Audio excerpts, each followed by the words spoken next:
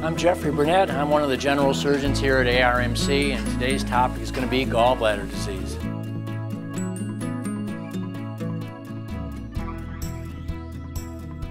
Its main role is to help with the digestion of fatty foods.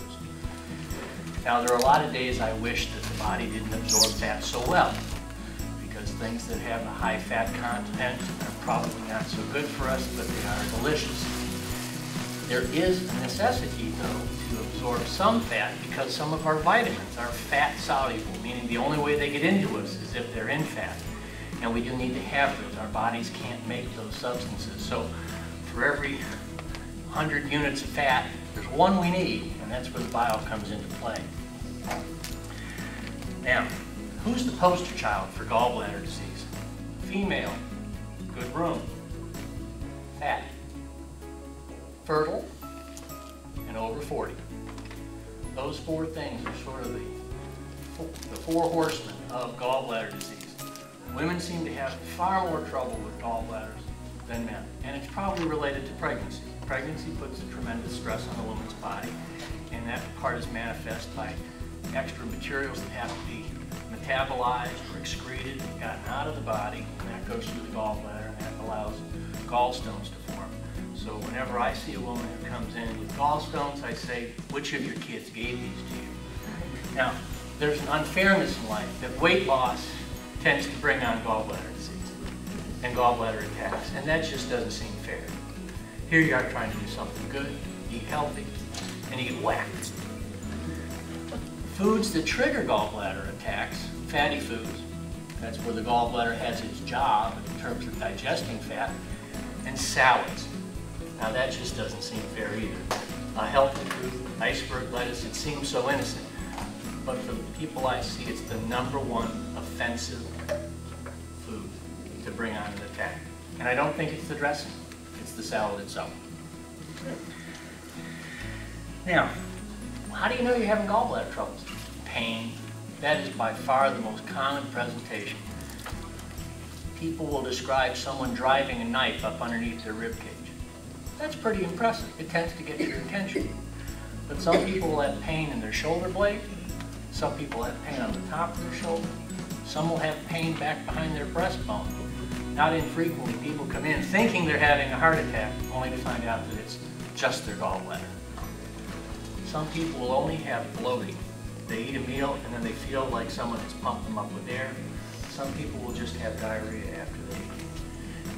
But by far, pain is the most common presentation. It can come in waves. It comes on suddenly, it seems to pass, and then it comes back again. It can last minutes to hours, rarely longer than that.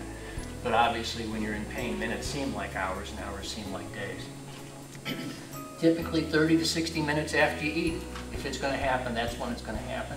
Although nighttime is the most common time for an attack to occur. The first test that's typically done is an ultrasound. Now, there are a small group of people that have all the symptoms of gallbladder disease, but no stones. So if an ultrasound doesn't show stones, there's another test that's done. It's called a HIDA scan. I can't remember what the HIDA stands for. It's a nuclear test. It's a function test. It says, how does your gallbladder work? Not what does it look like, but how does it work? And for some people, that will help elucidate or show where is this pain coming from. And there are 3 options. The first option is don't do things that aggravate it. Sort of common sense. If certain foods trigger the pain, don't eat them. So dietary modification is something I tell everybody about, but it doesn't happen very often. People ask, well, isn't there a pill I can take? Can we dissolve the stones? And the answer is yes and no. And I'm not a politician. It's yes if you've just had a baby and this is your first attack, because those stones are so new that they can be dissolved. But within 5 years of stopping the medication, the stones will be back. Now they may be painless, but they're back and they have the potential to act up again. So medication isn't an option for most people. But surgery by far is the most common way that people deal with gallstones that are troublesome. What kind of surgery? The key is that it's done with a laparoscope.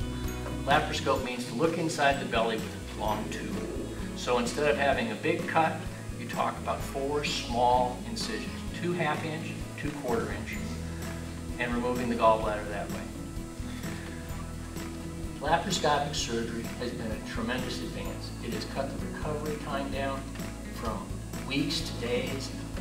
It has allowed people to get back to work, back to their activities quicker. So it's safely done about 99 times out of 100. I would say about once every other year, I have somebody who we decide that a cut is going to be the right way to do it. But most people are going to have the laparoscopic procedure, which is great. You come in, you get it done, you get to go home. Now, for those people that have to have what we call open surgery or the big cut, you're going to be in the hospital 2 or 3 days usually. Your return to work is probably going to be stretched out 2 to 4 weeks. If you're doing very strenuous, heavy labor, or if you're working in the police department, firemen, EMS, it's going to be a little bit longer. So it's a good thing to avoid if you can. Now, what's the chance that getting these gallstones out is going to keep the pain from coming back?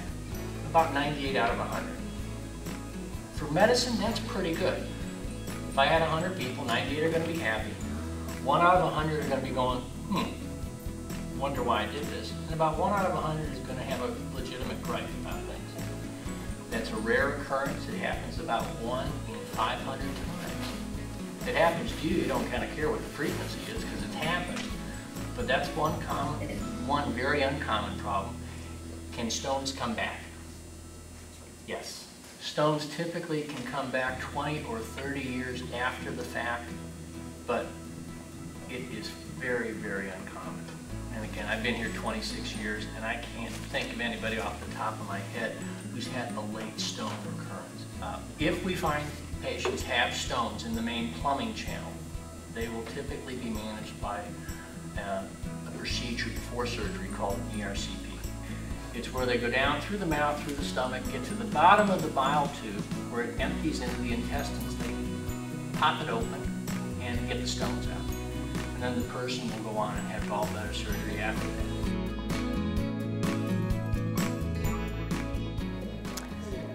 How the gallbladder works and exactly where it was located, Dr. Burnett was very informative. And he put it down in layman's language that we could understand.